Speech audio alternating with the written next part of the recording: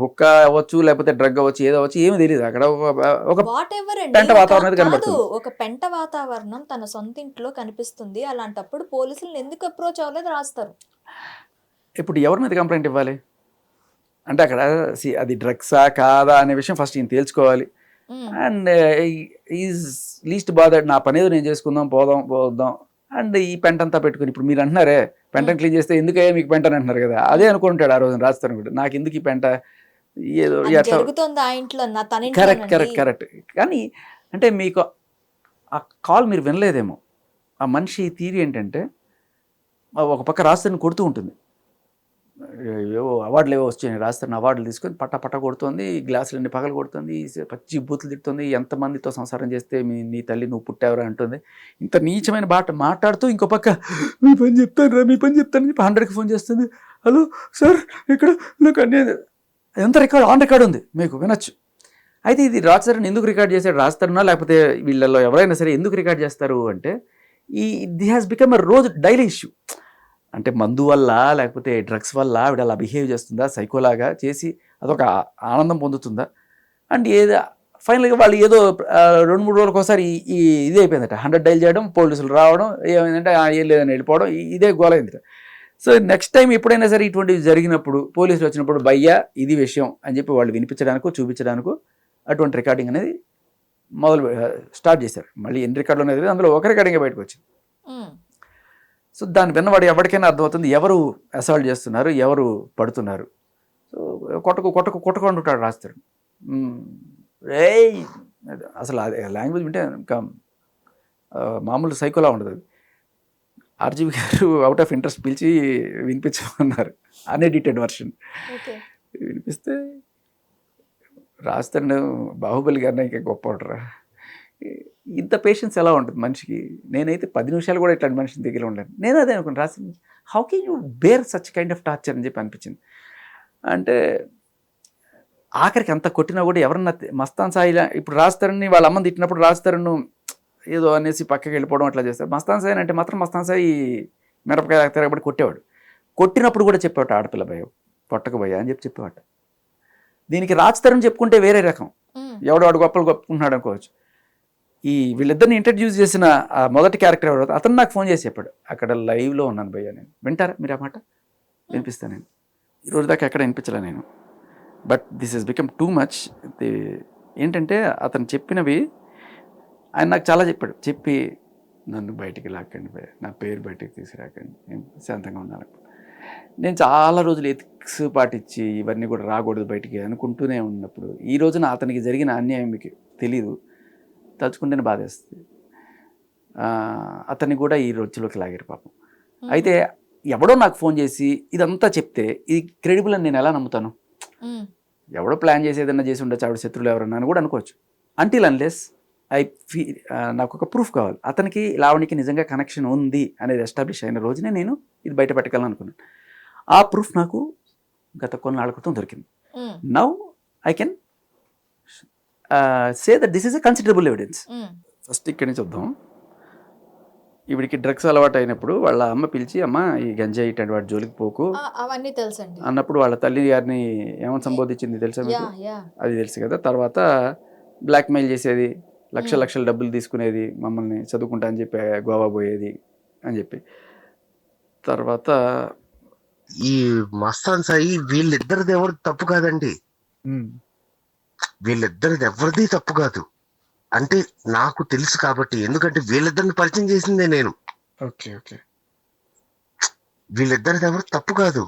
వీళ్ళిద్దరు ఏంటంటే కొంచెం స్లోగా ఒక టైం పీరియడ్ లో వాళ్ళు ఉన్నారు, వాళ్ళిద్దరిని వాడేసింది.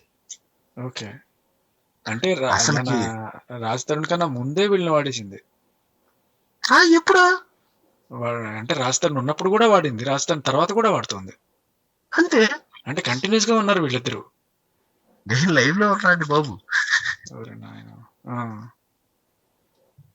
అంటే రాజ్ తరుణ్ మాత్రం ఫ్రెండ్స్ అని చెప్తా ఉంటుంది అంతేనా? అసలు ఆ మనిషి ఉన్నాడు లేదో కూడా తెలియట్లేదు.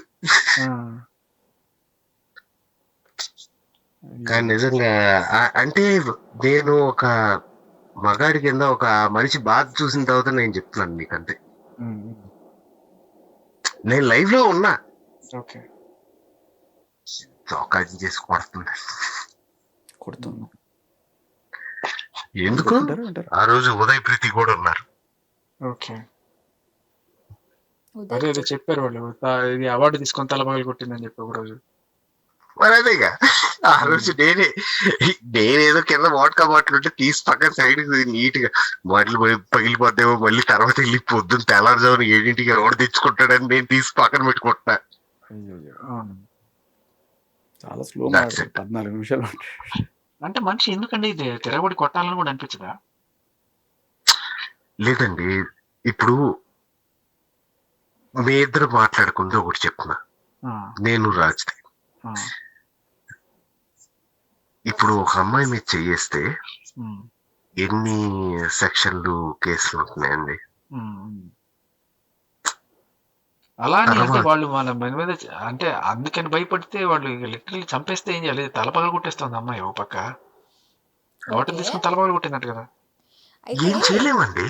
ఇప్పుడు ఏం రాజ్ చేయలేము. అవును, తరుణ్ ఆదర్శంగా తీసుకుంటారన్నారు. నా మీద అటాక్ చేశాడు, ఉమ్, అది కరెక్ట్. నేను సెల్ఫ్ డిఫెన్స్. ఉమ్, ప్రాబ్లం ఏంటంటే ఎవరికి కూడా ఇది స్లోగా ఉంది కాబట్టి చాలా కంటెంట్ ఉంటుంది దీంట్లో. మీరు వింటే తర్వాత భయంకరమైన నిజాలు నాకు ఆ వాయిస్ పంపించండి. పంపిస్తాను. ఓకే. అయితే మీరు రాజ్ తరుణ్ ఏమైనా ఒక ఆదర్శంగా తీసుకున్నారా? అంత ఎందుకంటే అంత ఒక టీవీ ఛానల్ షోలో చెప్పు తీసుకొని కొట్టింది మిమ్మల్ని. లేదు. ఎందుకు మీరు అంత సైలెంట్ గా ఉన్నారు ఆ టైంలో? కాదు అందరూ అనుకున్నది అదే. బేసికల్లీ ఏంటంటే నేను ఇటు కూర్చొని ఉన్నాను, అసలు మన టైపే కాదు అది. నేను రిటర్న్ వాయిచ్చాను అండి. ఆవిడ అక్కడెక్కడో కూర్చొని ఫస్ట్ నుంచి ఇది ప్లాన్డ్ థింగ్, అది నాకు తెలియదు. అంతా స్కెచ్ చేసే పిలిచారు వాళ్ళు. నాకు అసలు ఆవిడ అక్కడ ఉందని కూడా తెలియదు. నాకు ఈ RTV వాళ్ళు sketch చేసి పిలిచారా? ఆర్టీవీ కాదు, జీ న్యూస్ అది. ఓకే. అయితే అక్కడ నేను వాళ్ళు పిలిచినప్పుడు నాకు తెలియదు ఇక్కడ ఉంటుందని. నేనేం చెప్పాను వాళ్ళకి, ఆల్రెడీ ఫోన్ చేస్తున్నారు, ఎవరెవరో ఫోన్ చేస్తుంటారు. భయ్యా ఒక బ్రేకింగ్ ఎవిడెన్స్ వచ్చింది. అదేంటంటే ప్రీతి అనే అమ్మాయి నాకు ఫోన్ చేస్తే ఆ అమ్మాయికి బలవంతంగా డ్రగ్స్ అలవాటు చేసి ఆ అమ్మాయితో అడ్డమైన వీడియోలన్నీ రికార్డ్ చేసి అవి పెట్టుకొని అమ్మాయిని బ్లాక్మెయిల్ చేస్తూ అమ్మాయిని చాలా రకాల టార్చర్ చేస్తే ఆ అమ్మాయి సూసైడ్ వరకు వెళ్ళి ఈ దరిద్రపు దీని నుంచి బయటపడి రీహాబ్కి వెళ్ళి ఈ డ్రగ్స్ అంతా మంచి మానేసి బయటకు వచ్చింది. ఇప్పుడు ఆ అమ్మాయి బయటకు వచ్చి చెప్పడానికి సిద్ధంగా ఉంది. ఎందుకంటే ఎప్పుడైతే శేఖర్ భాష వచ్చి మాట్లాడుతున్నాడో ఈ అమ్మాయి ఈ సర్కిల్లో ఉన్న వాళ్ళందరికీ శ్రీముఖాలు పంపించిందట. ఎవరన్నా సరే మనకు సంబంధించిన ఏ డీటెయిల్స్ ఇచ్చినా శేఖర్ భాషకి తాట తీస్తాను అని చెప్పడంతో పాటు వాళ్ళవి పంపించి పాతవన్నీ పంపించి మీకు గుర్తుందా ఇవి ఉన్నాయా అని చెప్పి బ్లాక్మెయిల్. అంటే కొంతమంది భయపడతారు, కొంతమంది తిరగబడతారు. ఆ తిరగబడే సెక్షన్లు ఎన్నాళ్ళు ఇలా మనం బెదిరించుకోవాలనే దీంట్లో ప్రీతి ముందుకు వచ్చింది. ముందుకు వచ్చి చెప్తే నేను ప్రీతిని అక్కడ తీసుకెళ్ళి అక్కడ మాట్లాడిద్దామని చెప్పి చెప్పాను. చెప్పినప్పుడు సేమ్ ఇదే, ఎవరో ఒక అమ్మాయి ముఖం తెలియని అమ్మాయి వచ్చి ఆవిడ గురించి ఏమన్నా చెప్పచ్చు, నేను డబ్బులు ఇచ్చి కూడా చెప్పి ఉండొచ్చు కదా. కానీ ఒకసారి అక్కడ కూర్చున్న తర్వాత ప్రీతి అని చెప్పిన తర్వాత ఆవిడ మొహంలో రంగులు మారిపోయింది. ఆ ప్రీతికి నాకు సంబంధం ఎప్పుడు తెలుసా, ఇదిగో నీకు కావాలంటే కాల్ రికార్డు చూపిస్తానంటే, సో ప్రీతికి నీకు కనెక్షన్ ఉంది, ఆవిడే ఒప్పుకున్నట్టు. రైట్, ఇప్పుడు ప్రీతి చెప్పేది మనం కన్సిడర్ చేయొచ్చు, ఎందుకంటే ముందని ఈవిడ ఒప్పుకుంది కాబట్టి. సో నేను ఆవిడ చెప్పిందంతా చెప్పాను. ఇంకా ఆవిడ ఎక్కడ వచ్చేస్తుంది. ఇప్పటిదాకా ఈ అక్రమ సంబంధాల భాగవతంలో నడిచి ఇప్పుడు టక్మని అసలు సిసలైన థింగ్ డ్రగ్స్ భాగవతం వస్తుంది. అసలు విషయం ఏంటంటే దిలీప్ శంకర్ కూడా ఆ రోజున లైవ్లో అక్కడే ఉండే. మీకు అందరికీ తెలియని విషయం ఏంటంటే దిలీప్ శంకర్ రాజ్ తరుణ్ కేసులో ఇంప్లీడ్ అయ్యాడు అనుకుంటున్నారు మీరు. రాజ్ తరుణ్ కేసులో ఆవిడ పక్షాన వాడించడానికి వచ్చినట్టుగా మనందరికీ కలర్ ఇచ్చారు. అసలు థింగ్ ఏంటంటే ఈవిడ డ్రగ్స్లో రెడ్ హ్యాండెడ్గా పట్టుబడ్డ కేసులో కనుక శిక్ష పడితే 10 ఏళ్ళు జైలు శిక్ష, అది NDPS యాక్ట్లో. దాని నుంచి బయటపడే మరో అని చెప్పి ఆయన సంప్రదిస్తే ఆయన బయటకు అది చెప్పుకోకుండా ఇది. సో అప్పుడు ఆయన సంప్రదించినప్పుడు మరి అది లాయర్ తెలివితేటలో లేకపోతే ఏం చేశారో ఒక కేసు ఇది తప్పించుకోవడానికి ఏంటి, రాజ్ తరుణ్ని నేను పెళ్లి చేసుకోమని అడిగాను, నన్ను అడ్డు తప్పించుకోవడం కోసం పోలీసులతో కలిసి నన్ను ఏదో రకంగా దీంట్లో డ్రగ్స్లో ఇరికిచ్చాడు, ఇది వర్షన్, అది కంప్లైంట్. సో పోలీసులు కూడా అయ్యో ఆడకూతురు కంప్లైంట్ ఇచ్చింది కానీ పెట్టేశారు. ఆ కంప్లైంట్ ఇది కూడా రాస్తుంది ఏమని, రాజ్ తరుణ్ పోలీస్ ఇన్ఫ్లుయెన్స్ ఇవన్నీ వాడి నన్ను ఇరికిచ్చాడు. అంటే పోలీసులు ఏమన్నా అప్పటిదాకా చేసినంత అబద్ధమా? రెడ్ హ్యాండెడ్గా పట్టుకున్నారు కదా సికింద్రాబాద్. వీడియో కూడా అప్పటిదాకా ఎవరి దగ్గర లేదు, అది కూడా మనం చూపించాం. అది ఎక్కడి నుంచి వచ్చింది, అది కూడా లావణ్య తీసుకుంది. పోలీసులకు ఇన్ఫార్మ్ చేయడానికి కారణం ఏంటంటే వరలక్ష్మి డ్రగ్ కేసులో ఫస్ట్ కన్జ్యూమర్కి ఇవి పట్టుబడ్డప్పుడు ఈ 12 మంది వాళ్ళందరూ కొంతమంది పోలీస్ స్టేషన్కి వచ్చి పోలీసులు వార్నింగ్లు తీసుకొని బెయిల్ తీసుకొని 41 తీసుకొని వెళ్ళిన వాళ్ళు ఉన్నారు. ఒక లావణ్య మరి ఇంకెవరన్నా ఉన్నారు అనేది, కొంతమంది రాకుండా తప్పించుకొని తిరుగుతున్నారు ఫోన్ చేస్తే. లేడీ కార్డు వాడి లేడీ 6 గంటల తర్వాత రాకూడదు, అసలు లేడీని ఎట్ట కాల్ చేస్తారు, మీకు ఏం సాక్ష్యాలు ఉన్నాయి రండి, ఇలా చేస్తుంటే పోలీసులు నిఘా పెట్టారు ఈవిడ మీద, ఎక్కడెక్కడ దొరుకుతుందా అని చెప్పి. సో ఈవిడ ఒకసారి నిఘా పెట్టినప్పుడు, ఒకసారి ఎఫ్ఐఆర్లో నీ పేరు వచ్చిన తర్వాత they can track your location. So ఆ అమ్మాయి లొకేషన్ ట్రాక్ చేస్తున్నారు, ఎప్పుడు దొరుకుతుందా అని వెయిట్ చేస్తున్నారు. ఆ టైంలో ఈవిడ ఎక్కడో అమెరికాకి వెళ్ళి అక్కడి నుంచి తిరిగి ఇండియా వచ్చి, ఇండియాలో ఢిల్లీలో ఒక వారం రోజులు ఉండి రిషికేశు, హరిద్వార్ ఇలాంటివి చూసుకున్నట్టుగా తెలిసి, ఆ తర్వాత అక్కడి నుంచి ఢిల్లీ నుంచి హైదరాబాద్ జనరల్ ఫ్లైట్లో వస్తారు కదా, కానీ ఫ్లైట్లో రాలా, ట్రైన్లో వచ్చింది. పోలీసులు మొత్తానికి ట్రాక్ చేశారు. సికింద్రాబాద్ రైల్వే స్టేషన్లో ఆవిడ దిగుతున్నప్పుడు బయట వెయిట్ చేస్తున్నారు. దిగగానే పట్టుకున్నారు. సో బేసికలీ ఇది యాక్చువల్ మీరు పోలీసులు అడగాల్సిన క్వశ్చన్, ఎలా ట్రాక్ చేశారండి. బట్ నాకు ఉన్న లాజికల్ థింకింగ్తో నేను చెప్తున్నా, ఇలా జరుగుతుంటుంది. ఇన్ఫర్మేషన్ వీళ్ళే ఇచ్చారు అన్నది ఒక ఇది. ఇన్ఫర్మేషన్ చింటూ ఇచ్చాడు అని ఒక న్యూస్ ఛానల్లో వచ్చిన ఆర్టికల్. బట్ నేను చింటూతో మాట్లాడినప్పుడు లేదు భయ్య, ఆవిడ మీద ఆల్రెడీ ఇప్పుడు అందరూ వెళ్ళినప్పుడు ఈవిడ కూడా వెళ్ళుంటే 41 ఇచ్చి పంపించేసేవాళ్ళు, అరెస్ట్ చేయాల్సిన పని లేదు. ఏదో వార్నింగ్ ఇస్తారు, ఇంకోసారి చేయకూడదు, ఇంకోసారి చేసేది అంది. బట్ ఆవిడ రాకపోవడం వల్ల ఆవిడ పట్టుకోవడానికి ఇచ్చేసారు. అది రాకపోవడం కూడా కాదు, పోలీసులు 2-3 సార్లు ఫోన్ చేసిన వాళ్ళతో చాలా తీవ్రమైన లాంగ్వేజ్లో మాట్లాడింది అనే ఒక దానివల్ల ఇంకా ఎక్కువైంది ఆవిడ మీద. మొత్తానికి కాపు కాసి పట్టారు. పట్టినప్పుడు ఈవిడ ఏంటంటే ప్రతిదీ రికార్డ్ చేసుకుంటూ ఉంటుంది, చుట్టుపక్కల ఉండేది, మనుషులతో మాట్లాడేది ఎవరిదైనా రికార్డ్ చేసి. ఇప్పుడు ఇన్ని కాల్ రికార్డ్స్, బ్రేకింగ్లు ఇవన్నీ వస్తున్నాయి చూసారా. ఏంటంటే ఏదో ఒక ఆధారం దొరకపోదు, రేపు నాకు కోర్టులో ప్రవేశపెట్టినప్పుడు ఏం చేస్తాను, టక్కుని ఇట్లా ఫోన్ ఆన్ చేసి, సార్ నన్ను తీసుకెళ్ళడానికి వీలేదు సార్ అంటే, ఓపెన్ చేయమ్మా దాంట్లో ఏమో చూడాలంటే, లేదు ఓపెన్ చేయడానికి వీలేదు.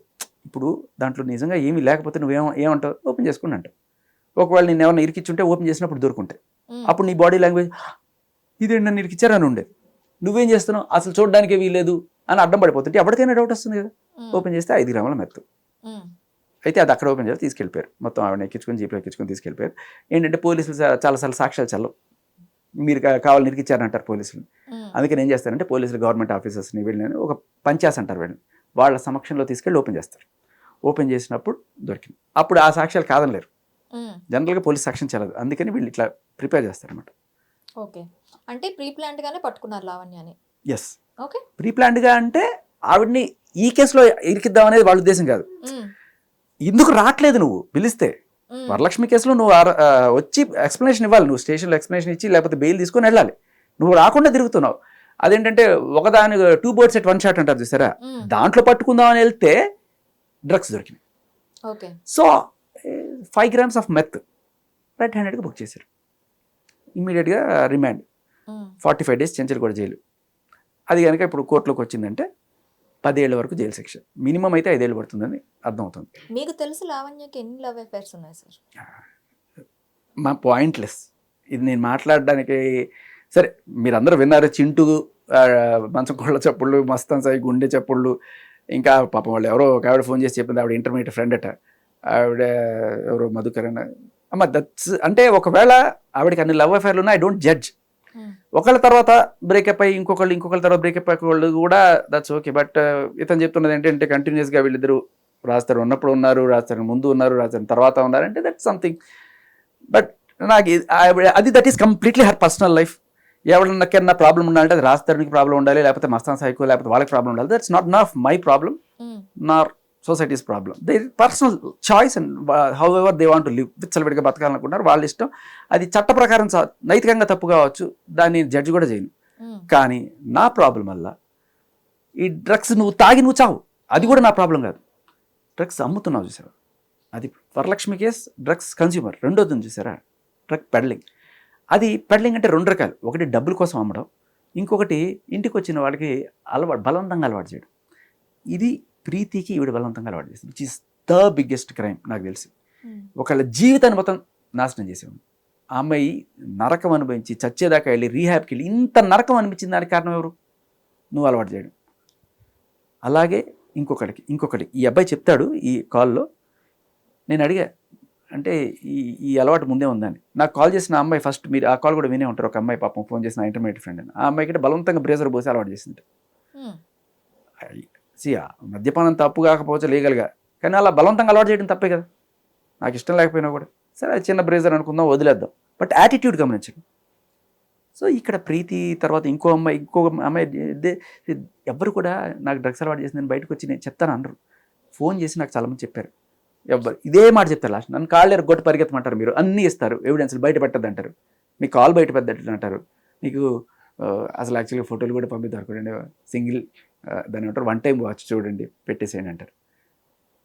వన్ టైం కాదు, మీరు నిజంగా పంపించారు, మీ పర్మిషన్ లేకుండా నేను వేయలేనని చెప్తాను నేను. ఇలా నా దగ్గర చేతులు కట్టేసినవి చాలానే ఉన్నాయి ఓకే. బయటికి రానివి. కానీ కళ్ళ ముందు అన్యాయం జరిగిపోతుంటే ఏం చేయాలండి చూస్తూ? మనుషులు అన్యాయం ఓకే, అయిపోతున్నారు. డ్రగ్ పెళ్ళరు, మనకి వీడియోస్ దొరికాయి, లావణ్యాన్ని ఎందుకు అరెస్ట్ చేయట్లేదు పోలీసులు? Super question. మీరు ఇవాళ పేపర్ చూస్తున్నా దానికి ఆన్సర్ దొరికి ఉంటుంది, చాలా న్యూస్ ఛానల్స్లో కూడా వచ్చింది. So she has some connections with some police officers, అది మీరు విని ఉంటారు ఇప్పటికే. అండ్ అలాగే కొంతమంది మీడియా వాళ్ళతో కూడా నాకు ఇన్ఫర్మేషన్ ఇచ్చేసి, నేను ఇప్పుడు కాప్స్ ఉంచుకున్నట్టే నేను కూడా ముద్దుగా ఉంచుకుంటాను అంటుంది. అది కూడా మీరు వినే ఉంటారు, వినకపోతే you can listen to it. So అలా ఇంకొకటి ఆయన పోలీస్ ఆఫీసర్ తోటి నేను ఆయన్ని పాపం తప్పు పట్టాను నిజం చెప్పాలంటే. సరే మీరు నన్ను తిట్టుకోవచ్చు, ఎంత నువ్వు మగ సానుభూతి పరుడు అయినా కూడా ఇంత దారుణంగా చెప్పకూడదు అనుకోవచ్చు. కానీ నేనేమంటానంటే ఆ కాల్ విన్న తర్వాత నాకు అర్థమైంది, ఆవిడ చాలా క్లియర్ కట్గా షీ సెడ్యూసింగ్ హిమ్.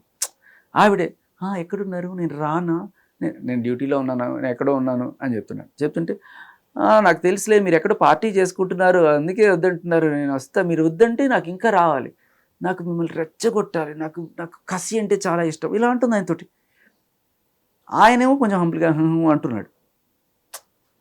అంటే అలా ఇచ్చారు అంటే అదే అది ఎందుకు ఇచ్చారు? ఒక పోలీస్ ఆఫీసర్ ఒక అమ్మాయికి, ఒక డ్రగ్ పెడ్లర్ కి ఆల్రెడీ కేసు ప్రూవెన్ అయింది, ఎందుకు ఇచ్చారు అంత ఇది?